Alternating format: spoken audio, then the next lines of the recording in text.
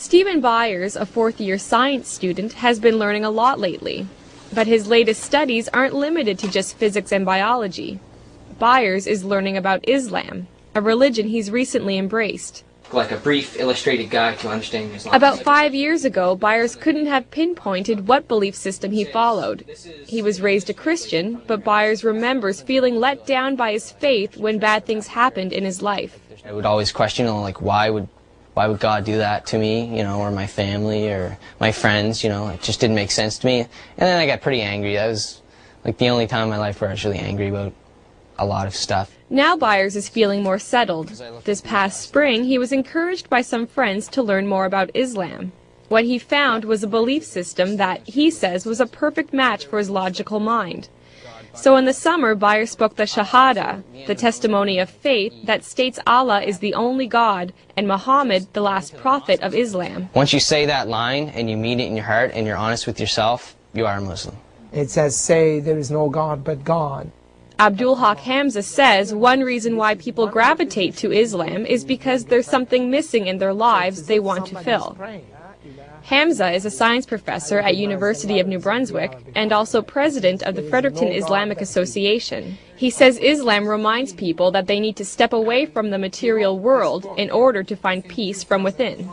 Because Islam tells you have to pray 5 times a day. So you have to disconnect yourself from that growing and fast-pacing life.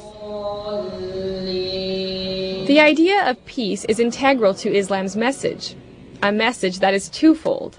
First, a Muslim is called to submit to God, and then through that submission comes peace.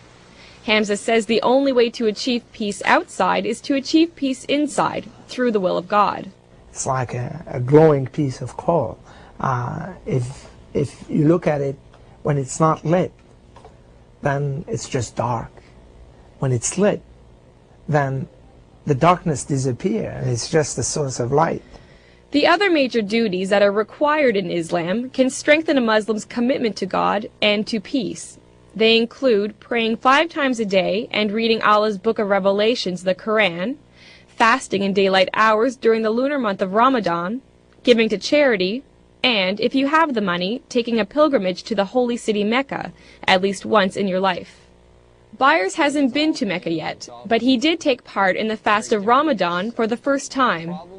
Not eating that period of the day teaches you discipline, and it just, I guess, knocks you down a step and makes you realize, what it is like for those people that can't eat. This was just one of many firsts for Byers, but he says that still it's been easy to adjust to this faith.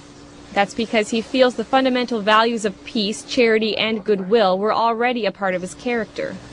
So just coming into it, I guess, would be just changing from the way I was to knowing that's how I was. Maybe it was more of a coming to understand the way I am. Islam is what is with you all the time. You were born with it. It's, in Arabic we call it fitra. It's that which is part of you. They started walking the walk of Islam when they were ready for it. Byers says it's important for people to learn a bit about Islam, even if it's nothing more than to clear away misconceptions that peg Islam as a religion of terror. Byers says if people incorporate the goals and aims of Islam into their lives, like him, they might find some peace they didn't even know they were searching for. Sarah Trainer, CBC News, Fredericton.